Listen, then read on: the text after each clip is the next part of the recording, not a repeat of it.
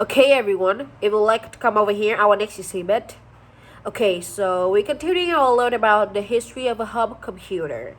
Now, does anyone recognize this amazing machine? No? Well, anyone who grew up in Britain in the 1980s would immediately recognize this. It's the famous BBC microcomputer.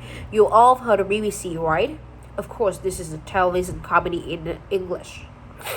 Right, the British Broadcasting Corporation, or BBC, in Britain's national state-run television and radio networks. So why there is the TV station make computer? That's a really interesting story.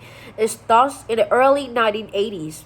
BBC television showed a program called The Mighty Micro, in which professor, his name was Dr. Christopher Evans.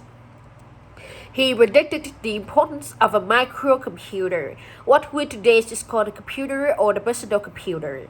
Now, you have to remember that in the 80s, there was no computer in homes, in schools, in library. Computers were being expensive, so they still were something your family and students would go into would go out and buy. But Dr. Evans made a prediction, a guess about the future. He predicted that the computer was going to get smaller. Technology was making it possible to build a whole computer in a box that could fit on your desk. That's what the first home computer called microcomputers. Micro meaning small. Okay, so Evans argues that the microcomputer wasn't going to change everything, and that Britain's children needed to learn how to use a computer in order to be prepared for the future. Now, it just so happened that a lot of important people that watched the program, and Evans' predictions caught the attention of many people in Britain. In fact, even the British Parliament, the government, ended up questioning the program and Evans' prediction. So the BBC decided to start the new project to build a computer that was affordable, but that had a lot of function, text, graphics, sound, music, programming, even artificial intelligence.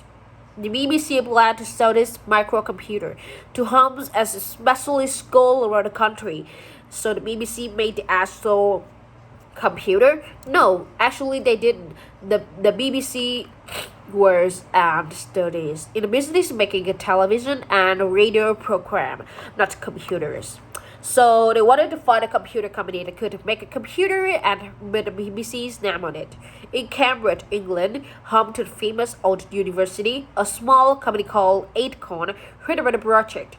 It just so happened that Acorn was already making the first computer, but it wasn't quite finished yet. The Acorn employees worked through the night and finished the first computer. It was called the Proton. They showed the brand new creation to the BBC, and what a contrast is where really is a story in the small company, even the big corporate. The first BBC computer, they are called it the Model 8, came out in 1981, and the Model B came out not too long afterward. And that's the computer you can see here. You can see here the BBC Model B microcomputer. The computer was an immediately success, mainly because the school is written about many of them to teach computer skills to students. Excuse me, what could you do with a computer like this? I mean, what was it capable of? Well, the Beep, that's the nickname for the BBC Model B microcomputer, was an amazing computer for its time.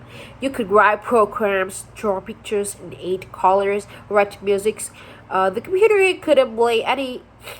computer could even speak words in English, and you could play games.